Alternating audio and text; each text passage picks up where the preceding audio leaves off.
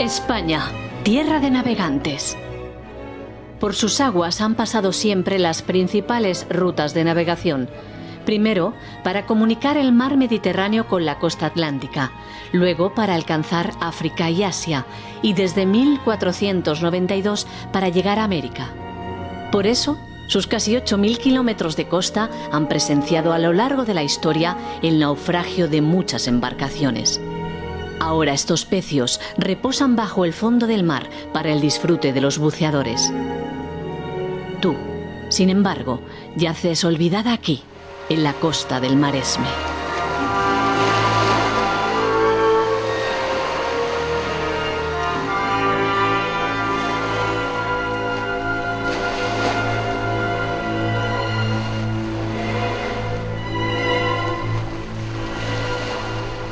Tus restos submarinos ya no atraen a los buceadores ni a los arqueólogos. Sin embargo, tuviste el honor de transportar nada menos que a Giovanni Boccaccio, a Sinbad el Marino y a Cristóbal Colón hacia América. No una, sino 3 veces. En estas aguas acabó tu vida después de haber sido durante 40 años uno de los barcos más emblemáticos de España. Si me lo permites, es hora de rescatarte de las profundidades del olvido, de ese lugar tantas veces frecuentado por nuestra historia.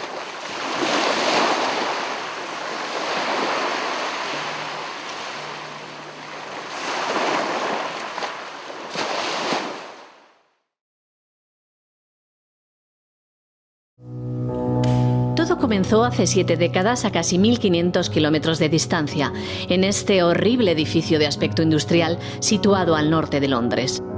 En su interior se rodaba otro de esos dramas históricos en los que se había especializado durante los años 40 la productora inglesa Gainsborough.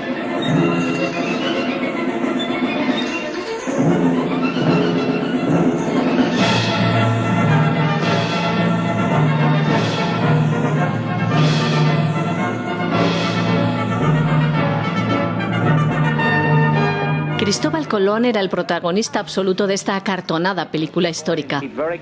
Como suele ser habitual en el género, el rigor histórico brillaba por su ausencia.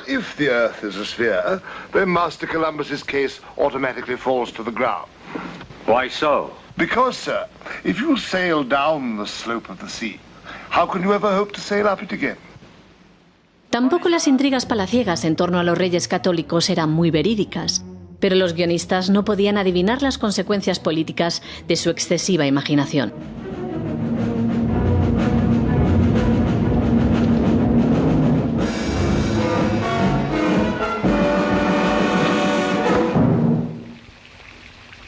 El mismísimo rey Fernando el Católico es el que acababa por los suelos. Cuando el fotograma llegó a España, la reacción fue inmediata. Creo que esa monstruosidad histórica de que Colón le pegue una bofetada al rey católico debe de ser tortitas y pan pintado comparada con otros errores de documentación. Verán lo que sucede el día que una productora española y un realizador español se jueguen su caudal y su prestigio al llevar a la pantalla nacional la gesta y la vida del descubridor del Nuevo Mundo. Mientras ese deseo no se cumpliera, solo se podía boicotear la llegada de la película a España. Te recuerdo que en aquellos tiempos gobernaba un dictador llamado Francisco Franco, sin demasiada oposición en las Cortes, como se puede ver. La propaganda oficial lo había convertido en el salvador de la patria, en el sucesor de los muchos héroes que España había tenido en su historia. Una historia de España que solo admitía una versión, católica e imperial, a la que debían obligatoriamente ajustarse las películas. Quedan terminantemente prohibidas todas las películas de argumentos históricos que no reflejen la verdad de la historia, teniendo especial cuidado con lo que se refiere principalmente a la historia de España. Pero esta vez no bastó con repudiar la película. Para el ministro de Asuntos Exteriores, Alberto Martín Artajo, era necesario responder a la ofensa de la pérfida Albión haciendo otra película.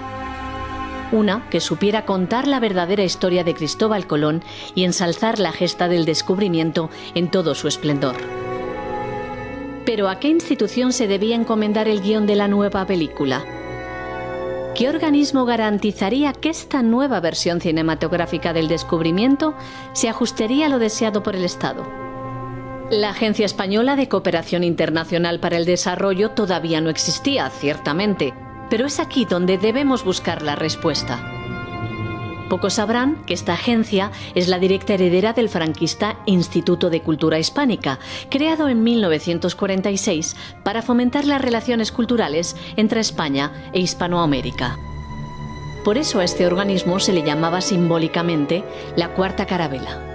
Ahí la tenemos, en el monolito frente al edificio. Pero, un momento, ¿han notado la diferencia? Ya no está en su sitio. Ese guarda de seguridad que vemos al fondo a la izquierda me informó amablemente de que había desaparecido el último 12 de octubre, día de la fiesta nacional. Por lo visto, su esforzada vigilancia no pudo evitar este pequeño atentado político. Volviendo a nuestra historia. El instituto velaría por la verdad histórica en su versión franquista, claro está, siendo el encargado de su escritura José Rodulfo Boeta, un escritor que solo había participado previamente en la película de misioneros La mies es mucha. Su guión, elaborado siguiendo instrucciones muy precisas, fue aprobado por el director del Instituto de Cultura Hispánica, Alfredo Sánchez Bella, por el ministro de Educación, Joaquín Ruiz Jiménez, por el ministro de Asuntos Exteriores, Alberto Martín Artajo, y finalmente por el mismísimo Francisco Franco. Realmente es difícil imaginar un proyecto cinematográfico con un aval más oficial que este. Incluso fue en el Boletín Oficial del Estado donde se convocó el concurso público para adjudicar a una empresa privada la producción de la película. Sin embargo, el Estado no aportaba ningún capital, ni siquiera la remuneración de los asesores que imponía para velar por el rigor histórico de la película. Únicamente ofrecía el guión de Rodulfo Boeta, titulado Alba de América. Y a ti, la razón de esta historia: una reproducción a escala natural de la carabela de Colón, o de la nao, que nunca ha estado del todo claro lo que eras.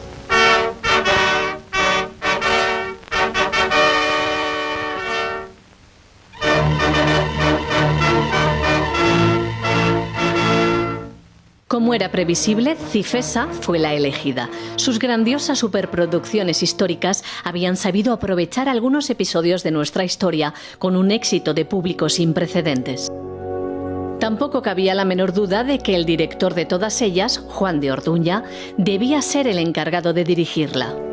El portugués Antonio Vilar sería Cristóbal Colón, pero tú tendrías también un gran protagonismo. Al fin y al cabo, ibas a encarnar a la Santa María, a la embarcación que llevó al descubridor y a sus hombres hasta las Indias. Tu padre fue este apuesto y maduro señor, el contraalmirante Julio Guillén Tato. Además de navegante, era historiador naval y ya había diseñado esta otra carabela en 1929 para la Exposición Iberoamericana de Sevilla. Ahí le vemos, explicando algo al rey Alfonso XIII. Por sus conocimientos había sido nombrado asesor naval de la película y se encargaría de diseñarte, de darte una fisonomía acorde con los conocimientos que se tenían de la Santa María original. No sabemos si fue rigurosa en su tarea, no somos expertos en la materia. Ni siquiera estaba claro si habías de ser una carabela o una nao, como podemos comprobar en el Museo Naval de Madrid. Museo que, por cierto, él mismo dirigió durante 4 décadas hasta su muerte en 1972. Aquí todavía conservan su carabela. ¿Será porque la vigilancia es más estrecha? Dentro se puede comprobar con qué esmero te diseñó a ti y a todas las piezas del atrezzo que portarías contigo. Naciste en la costa del Mediterráneo, en el único mar en el que te permitieron navegar. En la playa del Cabañal de Valencia, Astilleros La Comba se encargó de cumplir las indicaciones de tu padre. Le costaste al erario público nada menos que 1,5 millones de pesetas, en unos tiempos en los que todavía existían las cartillas de racionamiento. Pero eso no era culpa tuya. Todavía no tenías velas con las que valerte por ti misma. Por eso, en tu viaje desde Valencia a Alicante, fuiste remolcada por el destructor Magallanes. En el puerto de dicha ciudad te las pusieron y te vistieron con todos los accesorios necesarios para el rodaje de la película hasta conseguir esta magnífica estampa.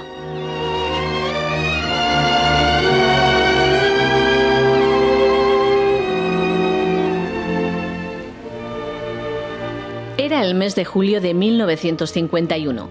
Por fin surcabas los mares libremente.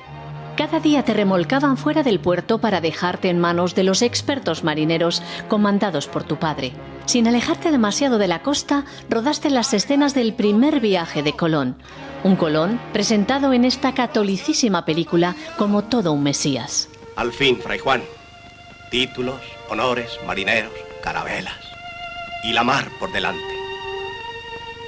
Todos lo debo. Prometisteis un milagro a cambio de otro. La providencia aceptó el trato y cumplió su parte. Guiado por Dios, era inevitable que culminara con éxito su gran aventura, como ya sabes.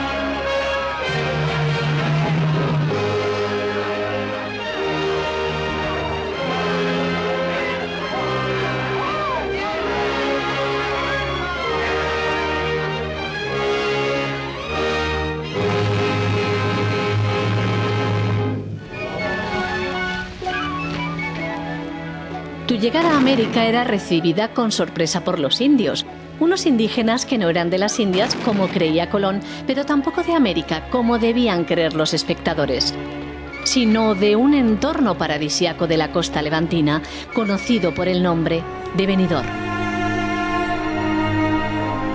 Habías cumplido con tu cometido a la perfección. Eras uno de los atractivos principales de la película, como se podía ver en la guía publicitaria. El pressbook, como dicen ahora. Solo faltaba saber si la película gustaría a los espectadores y, antes que a ellos, a la censura. Cifesa estaba convencida de que sería un mero trámite debido al interés que había tenido el Estado en hacerla y de que obtendría inmediatamente la tan preciada categoría de interés nacional. Pero el destino siempre es imprevisible. En septiembre de ese año había sido nombrado director general de cinematografía José María García Escudero. Sus ideas cinematográficas estaban más próximas al neorrealismo que a las exaltaciones patrióticas.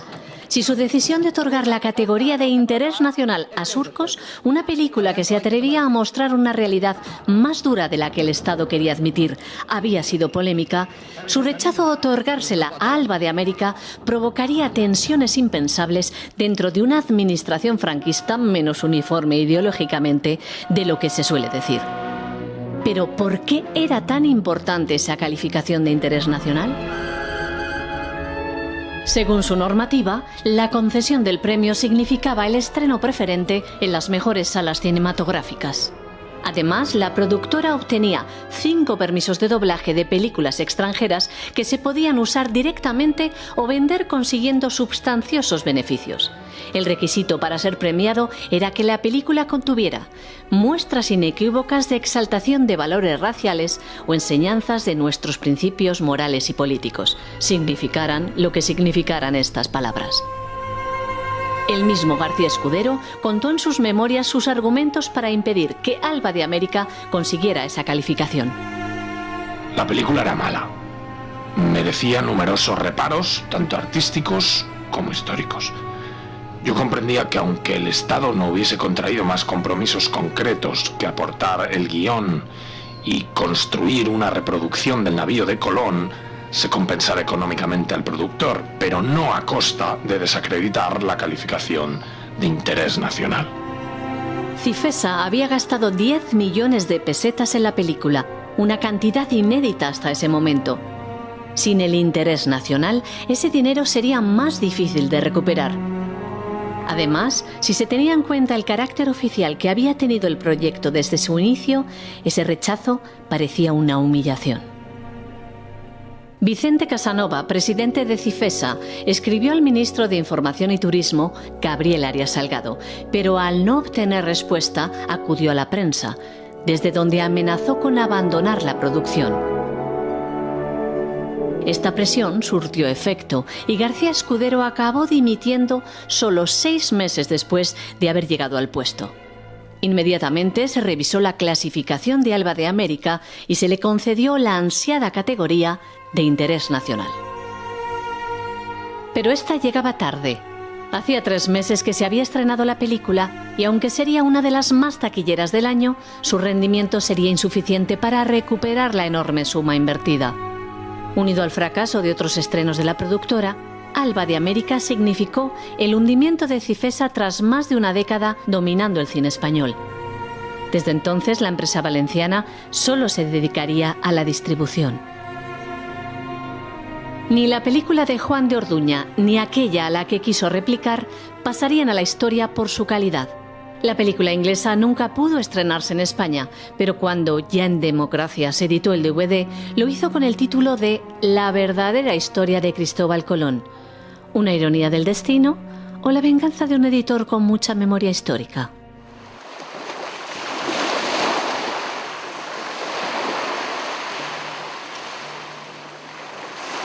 Tu exitosa participación en Alba de América fue pronto recompensada con otra película. En Sitges y en Blanes se rueda la película Érase una vez, de la cual es director Hugo Fregonese.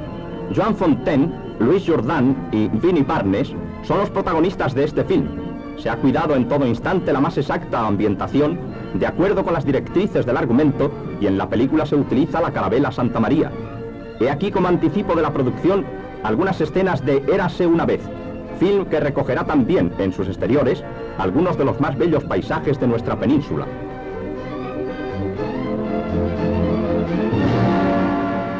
En España se tituló finalmente 3 historias de amor. En ella te convertiste en un barco pirata comandado por Boccaccio, transfigurado en el gallardo pirata Paganino de uno de sus cuentos. No tuviste tanto protagonismo como en Alba de América, pero el rodaje te permitió salir a navegar desde tu nuevo hogar, el puerto de Barcelona. Habías llegado a la ciudad condal para simbolizar la hermandad iberoamericana durante el Congreso Eucarístico que allí se celebraba. Barcelona, que suma jornadas triunfales para la catolicidad con motivo del 35 Congreso Eucarístico Internacional, deja impresa también para la historia su gran manifestación de patriotismo, con motivo de la llegada a la ciudad condal de su excelencia el jefe del Estado español a bordo del crucero Miguel de Cervantes. Ahí estás, en el muelle de la Puerta de la Paz, cerca del monumento a Colón, el lugar que ocuparías durante casi 4 décadas. Desde allí pudiste comprobar el entusiasmo popular que concitaba el caudillo. A lo largo de todo el trayecto que recorre la comitiva, la población en masa dispensa a Franco la más triunfal y calurosa acogida. Casi nadie sabe ya lo que es un congreso eucarístico, afortunadamente, pero gracias a que le encontraste un hogar más estable. Allí quedaste a cargo de otro ilustre marino, José María Martínez Hidalgo. Fue para ti un verdadero padre adoptivo, el encargado de conservarte en buen estado, de construirte un castillo de proa para convertirte en una verdadera nao y de conducirte a los rodajes en los que participarías.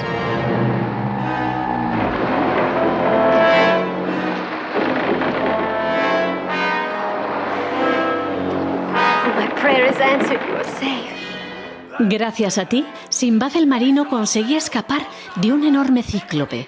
Pero, para ser sinceros, en los planos de alta mar te doblaba otro barco más altanero. Solo te lucías cuando la acción se desarrollaba en tu interior, sin exponerte a los peligros de alta mar. Gracias a las mangueras de los bomberos, esta tormenta se rodó sin salir del puerto de Barcelona. En solo 5 años te ganaste el corazón de los barceloneses, que te visitaban con gran curiosidad, algunos convencidos de estar sobre la auténtica carabela de Colón.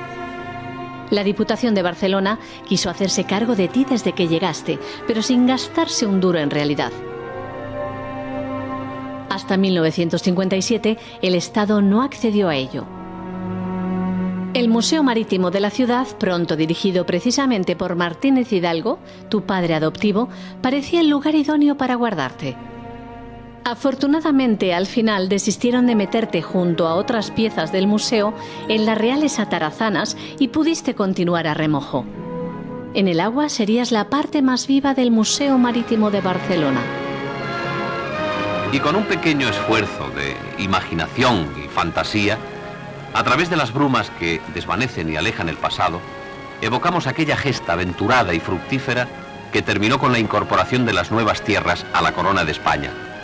Nuestra nao capitana, en plena singladura, aparece maniobrando como un fantasma entre la niebla que se disipa para devolvernos a nuestros días.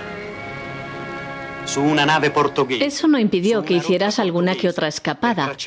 En los años 60 pudiste navegar de nuevo a las órdenes del descubridor en esta serie de televisión hispano-italiana. En ella volviste a lucir tus velas al viento y por primera vez mostraste el camarote de Colón. Avete avvistato terra? No, ma... E allora non avete ragione per entrare senza bussare. No sería la última vez a sus órdenes. Ya en los años 80 cruzarías el océano por tercera vez en este documental ficcionado sobre Cristóbal Colón, escrito por Antonio Gala. A sus puestos los hombres de la nao capitana. A sus puestos los hombres de la pinta. A sus puestos los hombres de la niña. Pero estas actuaciones eran sueños efímeros. La realidad es que la mayor parte de tu tiempo lo pasaste amarrada al puerto. No eras apta para navegar, pero al menos disfrutabas de la admiración de tus visitantes. Tus maderas fueron escenario de conferencias, de recepciones a personalidades extranjeras e incluso representaciones teatrales. Pero fue el turismo, que tanto fomentaba el Estado en aquellos años, lo que te convirtió en la segunda atracción más visitada de Barcelona después del Museo Picasso. Ese éxito quizá mitigara tu pena por ver zarpar a otros barcos cada día. Especialmente a tus 3 hermanas gemelas nacidas en Barcelona. La primera, destinada a la Feria Mundial de Nueva York. La segunda, rumbo a Venezuela. Y la tercera, ya en 1989, diseñada para celebrar el 5º centenario del descubrimiento, como si tú no sirvieras ya para eso. La verdad es que en los 80 solo te daban 15 años de vida, a pesar de las constantes reparaciones que sufrías. Pero nadie esperaba que tu fin pudiera estar tan cerca, a no ser que veamos en estas viñetas de Super López, publicadas en aquellos años, una premonición.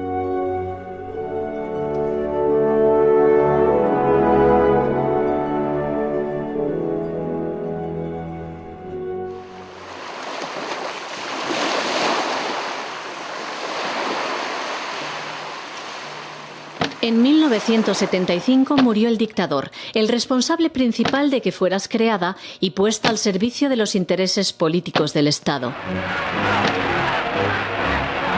5 años antes lo habías visto de nuevo, aclamado por los barceloneses. Aunque esto pronto se olvidó. Fue un auténtico clamor la Diada Nacional de Cataluña, celebrada en la histórica jornada del 11 de septiembre. Barcelona se vio invadida desde primeras horas de la mañana por miles de catalanes dispuestos a manifestarse jubilosa y pacíficamente en apoyo de sus reivindicaciones de autonomía. Una vez más, las imágenes hablan por sí solas. La ciudad no recuerda una concentración humana tan importante. La democracia había abierto las puertas a reivindicaciones impensables pocos años antes. Tú misma participarías en algunas de ellas. En una ocasión, los objetores de conciencia se encaramaron a tu mástil. En otra, fuiste ocupada por unos obreros en huelga y ya en 1987 fuiste asaltada por los de la Juventud Nacionalista de Cataluña. Protestaban porque el gobierno socialista había declarado como fiesta nacional de España el 12 de octubre, el día, como sabes, que Colón llegó a América. No les bastaba con que ya no se llamara oficialmente Día de la Hispanidad. Ese mismo año, el sector más violento del independentismo catalán, la organización terrorista Terra Lliure, te había declarado objetivo prioritario. No podían impedir los próximos Juegos Olímpicos, acontecimiento contrario a sus intereses políticos. Es un día grande para nuestra ciudad. Allò que és bo per Barcelona és bo per Catalunya. I allò que és bo per Catalunya es bo para España. Ha sido claro. ¡Visca Barcelona! Pero sí evitar que la ciudad ostentara ante el mundo un símbolo de la hispanidad visitado cada año por unas 100.000 personas. Así pues, durante 1987 se sucedieron los atentados contra ti, 3 en total. No es que fueras muy resistente, sino que tus agresores eran más bien torpes. En ninguna de las ocasiones consiguieron hacer explotar sus artefactos caseros. Solo lograron atemorizar a los vigilantes, que desde entonces dejaron de custodiarte desde tu interior. Sola ante el peligro, en 1990 no hicieron falta explosivos para dañarte. Bastaron unas garrafas de gasolina y un mechero. Solo 2 días después, la Diputación de Barcelona ya quería deshacerse de ti. Ni siquiera había esperado a tener el informe de daños sobre la mesa. ¿Por qué tenían tanta prisa? ¿Acaso les estorbabas también a ellos? Ciertamente no tenías ningún valor histórico y además el informe técnico de la Diputación decía que solo eras fiel reproducción de la nao Santa María en un 60%, si tus padres levantaran la cabeza. Además, eras muy costosa de mantener para el Museo Marítimo, como prueban las muchas facturas que allí se conservan relativas a tus continuos arreglos. Esta vez, Astilleros Coremar cifraba en 47 millones de pesetas tu reparación, una gran cantidad, aunque fuera menos de lo que se decía para justificar tu defenestración. Lo cierto es que pronto se dejó de hablar de ti en la prensa y pocos supieron de tu destino final, decidido el día 26 de noviembre de 1990 en la sesión plenaria de la Diputación. Habías de ser desguazada primero y hundida después en el mar. Pero los que todavía te recuerdan ni siquiera saben dónde se cumplió tu sentencia de muerte. Ignoran que fuiste remolcada a alta mar, frente a Arenys de Mar. Tampoco saben que la empresa encargada de hundirte no lo hizo como es debido. Tu madera quemada flotaba más de lo conveniente, por lo que el lastre no fue suficiente. Así que te quedaste a la deriva, deslizándote bajo el mar hasta tu ubicación actual, frente al faro de Calella. Las redes de los pescadores se enganchaban a ti cuando todavía conservabas tu estructura de madera. Pero después de casi 30 años, podemos presumir que te has convertido en polvo. Te has fundido con el ecosistema de modo natural. A veces se puede ver en tu sitio otros barcos, pálidos reflejos de tu antigua presencia. No llegaste a conocer esta Barcelona transformada por las Olimpiadas, tan moderna y tan saturada por los turistas, y sin embargo todavía hermosa. La estatua de Colón sigue en su sitio, majestuosa, pero ¿quién puede asegurar su permanencia cuando los herederos políticos de tus agresores ya han conseguido ocupar los despachos oficiales? En realidad, nadie conoce el destino. Como nadie podía adivinar tu final cuando fuiste construida. Cuando un navío se echa a la mar es como cuando nace un hijo.